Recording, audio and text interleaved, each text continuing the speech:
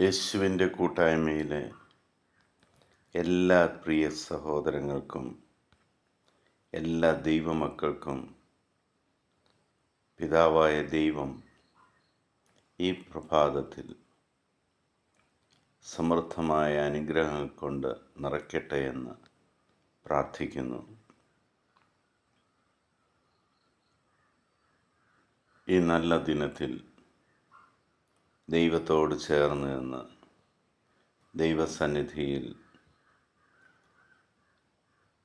ദൈവവചനം കണ്ടുകൊണ്ടും വായിച്ചുകൊണ്ടും ശ്രവിച്ചുകൊണ്ടും പുതിയൊരു ദിവസം തുടങ്ങുവാൻ ആഗ്രഹിക്കുന്ന നിങ്ങൾ ഓരോരുത്തരെയും ദൈവം ഇന്ന് സമൃദ്ധമായിട്ട് അനുഗ്രഹിക്കട്ടെ എന്ന് പ്രാർത്ഥിക്കുന്നു. നിങ്ങളുടെ എല്ലാ ആവശ്യങ്ങളും ആഗ്രഹങ്ങളും ദൈവം ഇന്ന് നിറവേറ്റി തരട്ടെ എന്ന് പ്രാർത്ഥിക്കുന്നു. ഇന്ന് നമ്മൾ ശ്രവിക്കുന്ന തിരുവചന ഭാഗം സഫാനിയയുടെ പുസ്തകം 1-ാം അധ്യായം 7-ാം തിരുവചനം. ദൈവമായ കർത്താവിൻ്റെ സന്നിധിയിൽ നിശബ്ദരായിരിക്കുവിൻ. എന്തെന്നാൽ കർത്താവിൻ്റെ ദിനം ആസന്നമായിരിക്കുന്നു. കർത്താവ് ഒരു ബലി ഒരുക്കിയിരിക്കുന്നു. തൻ്റെ അതിഥികളെ അവിടുന്ന് ശുദ്ധീകരിച്ചിരിക്കുന്നു.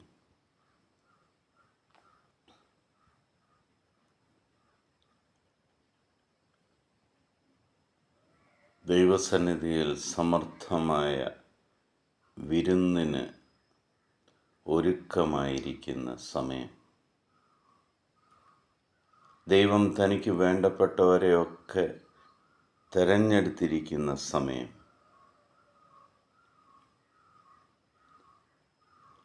ആ ദൈവസന്നിധിയിൽ കർത്താവിൻ്റെ വചനം ശ്രവിക്കുവാൻ, കർത്താവിന് നിങ്ങളോട് എന്താണ് സംസാരിക്കാനുള്ളത് എന്ന് ശ്രവിക്കുവാൻ ദൈവസന്നിധിയിൽ നമ്മൾ നിശബ്ദരായിരിക്കണം.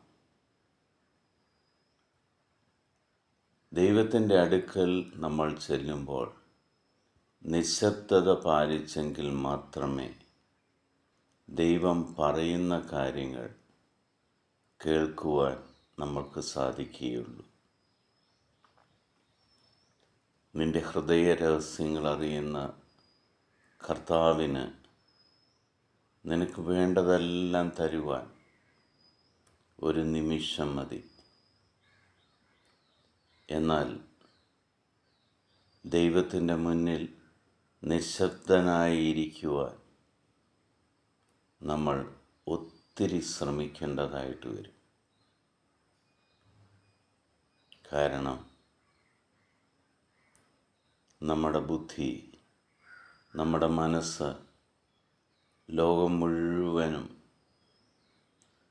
തെരഞ്ഞുകൊണ്ട് നടക്കുക, ലൗകിക സുഖങ്ങളെ അന്വേഷിച്ചുകൊണ്ട് നടക്കുക. അതിനെ പിടിച്ചു നിർത്തി നിശബ്ദനായി ദൈവസന്നിധിയിൽ നിൽക്കുവാൻ വളരെ ബുദ്ധിമുട്ടാണ്.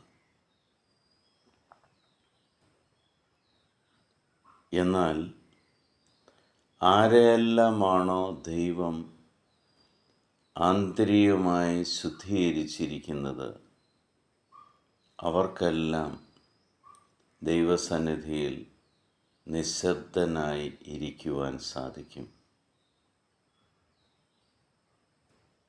നമുക്ക് നമ്മളെ തന്നെ ഒന്ന് ആത്മശോധന ചെയ്ത് നോക്കാം. ദൈവസന്നിധിയിൽ നിശബ്ദനായിരിക്കുവാൻ എന്നെ തന്നെ ഞാൻ ശുദ്ധീകരിക്കാൻ ശ്രമിച്ചിട്ടുണ്ടോ? ദൈവസഹായത്താൽ എന്നെ ശുദ്ധീകരിക്കുവാൻ ഞാൻ ആഗ്രഹിച്ചിട്ടുണ്ടോ?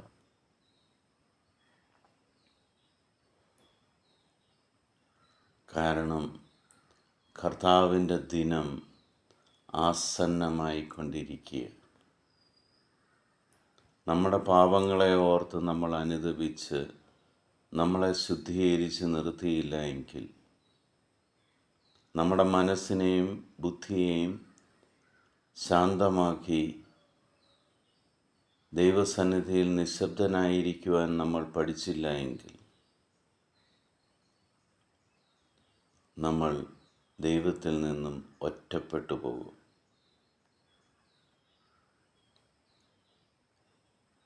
ഈ ദിവസം നമ്മളെ തന്നെ ആത്മശോധന ചെയ്ത് ദൈവസന്നിധിയിൽ നിശബ്ദനായിരിക്കുവാൻ കൃപ തരണമേ എന്ന് പ്രാർത്ഥിക്കാം. ദൈവം നിങ്ങളുടെ എല്ലാ ആവശ്യങ്ങളെയും അനുഗ്രഹിക്കുവാൻ തയ്യാറായി നിൽക്കുന്ന ഈ സമയം നമ്മളെ തന്നെ ശുദ്ധീകരിക്കാം. പിതാവായ ദൈവത്തിൻ്റെയും പുത്രനായ യേശു ക്രിസ്തുവിൻ്റെയും പരിശുദ്ധാത്മാവിൻ്റെയും കൃപ എപ്പോഴും നിങ്ങളുടെ കൂടെ ഉണ്ടായിരിക്കട്ടെ. നിങ്ങളെ തന്നെ ശുദ്ധീകരിക്കുവാൻ ദൈവം അതിനു വേണ്ട എല്ലാ സാഹചര്യങ്ങളും ഒരുക്കട്ടെ. ദൈവത്തിൻ്റേതായി മാറുവാനുള്ള കൃപയും അനുഗ്രഹവും നിങ്ങൾക്ക് സമർത്ഥമായിട്ടുണ്ടാകട്ടെ. ലോകത്തിലെ 800 കോടിയിലധികം വരുന്ന എല്ലാ മക്കളെയും ദൈവസന്നിധിയിലേക്ക് നമുക്ക് കൊണ്ടുവരാം. കർത്താവ് അവരെയും ശുദ്ധീകരിക്കട്ടെ. അവരുടെ മനസ്സിലും സമാധാനം നിറയട്ടെ. ദർശനങ്ങളാലും അടയാളങ്ങളാലും അത്ഭുതങ്ങളാലും അവരുടെ അടുക്കിലേക്ക് ഈശോ കടന്നു ചെല്ലട്ടെ. ഈ നല്ല ദിനത്തിൽ യേശുവിൻ്റെ സമാധാനം ഞാൻ നിങ്ങൾക്ക് നേരുന്നു. ഈശോ മിശിഹായ്ക്ക് സ്തുതിയായിരിക്കട്ടെ.